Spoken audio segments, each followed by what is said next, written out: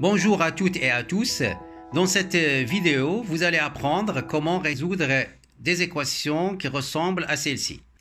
Cet exercice pourra être traité par des élèves à partir de la classe des 3e à la terminale. Et même un bon élève de la classe de 4e arrivera bien à le résoudre. Les élèves de la terminale pourront trouver cet exercice aussi intéressant car ils vont peut-être penser à utiliser la notion du logarithme pour résoudre l'équation. La première chose qui est hyper importante à savoir, c'est que la calculatrice ne vous permet pas de trouver la solution. La calculatrice ne sait pas faire, par exemple, 2 à la puissance 2042. Et si vous n'avez pas fait cela, je vous propose de le tester maintenant. Vous prenez vos calculatrices et vous tapez 2 à la puissance 2042 et vous allez voir qu'est-ce que la calculatrice va vous montrer comme résultat. Donc, pour résoudre cette équation, on doit chercher un raisonnement pour la réduire et simplifier les calculs. Donc, je sais que j'ai trop parlé, mais je pense que c'est hyper important de situer cette équation dans les programmes. Dans cette équation, l'inconnu x marqué en rouge est à l'exposant. Et c'est là la difficulté. Mais on observe que les nombres 4, 8 et 16 sont des puissances de 2. Ainsi, 4 c'est 2 au carré, 8 c'est 2 au cube et 16 est égal à 2 à la puissance 4. Ainsi, on obtient l'équation suivante.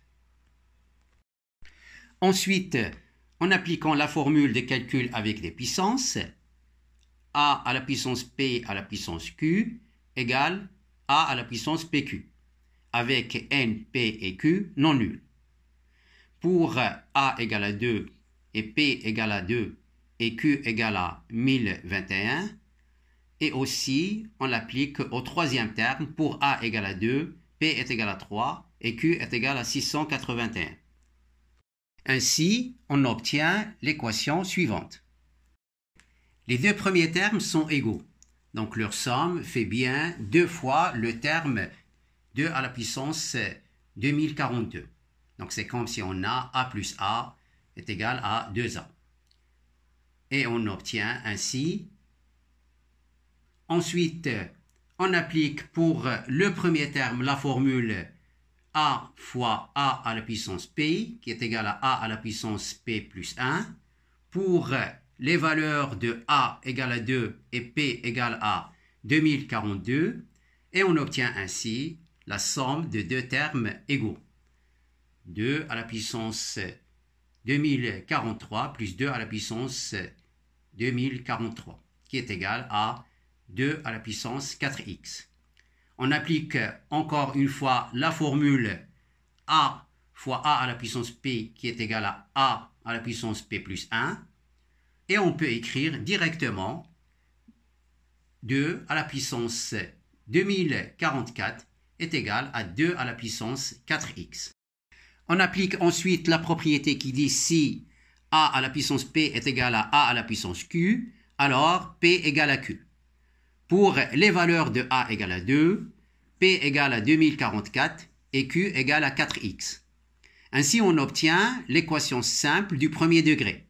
4x est égal à 2044, ce qui donne facilement x égale à 2044 divisé par 4. Donc, x égale à 511. La solution de notre équation est alors 511. Avant de vous dire à bientôt, je réponds à une question que je pense les élèves de terminale vont peut-être la poser, qui est pourquoi le raisonnement par les logarithmes ne donne pas le résultat.